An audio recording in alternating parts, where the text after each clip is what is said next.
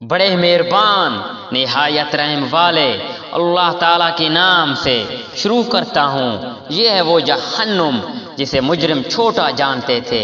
اس کے اور کھولتے ہوئے گرم پانی کے درمیان چکر کھائیں گے۔ پس تم اپنے رب کی کس کس نعمت کو جھٹلاؤ گے؟ اور اس شخص کے لیے جو اپنے رب کے سامنے کھڑا ہونے سے ڈرا دو جنتیں ہیں۔ پس تم اپنے رب کی کس کس نعمت کو جھٹلاؤ گے؟ بہت سی ٹہنیوں اور شاخوں والی ہیں۔ پس تم اپنے رب کی کس کس نعمت کو جھٹلاؤ گے؟ ان دونوں میں دو بہتے ہوئے چشمے۔ پس تم اپنے رب کی کس کس نعمت کو جھٹلاؤ گے؟ ان دونوں جنتوں میں ہر قسم کے میووں کی دو قسمیں ہوں گی۔ پس تم اپنے رب کی کس کس نعمت کو جھٹلاؤ گے؟ جنتی ایسے فرشوں پر تکیہ لگائے ہوئے ہوں گے جن کے ریشم ہوں گے، اور ان دونوں جنتوں کے میوے بالکل قریب ہوں گے۔ پس تم اپنے رب کی کس کس نعمتوں کو جھٹلاؤ گے؟ وہاں نیچی نگاہ والی حوریں ہیں جنہیں ان سے پہلے کسی جنوا نے ہاتھ نہیں لگایا۔ پس اپنے پالنے والے کی کس کس نعمت کو جھٹلاؤ گے؟ وہ حوریں مثل یا قوت اور مونگے کے ہوں گے۔ پس تم اپنے پروردگار کی کس کس نعمت کو جھٹلاؤ گے؟ احسان کا بدلہ احسان کے سوا کیا ہے۔ پس تم اپنے رب کی کس کس نعمت کو جھٹلاؤ گے؟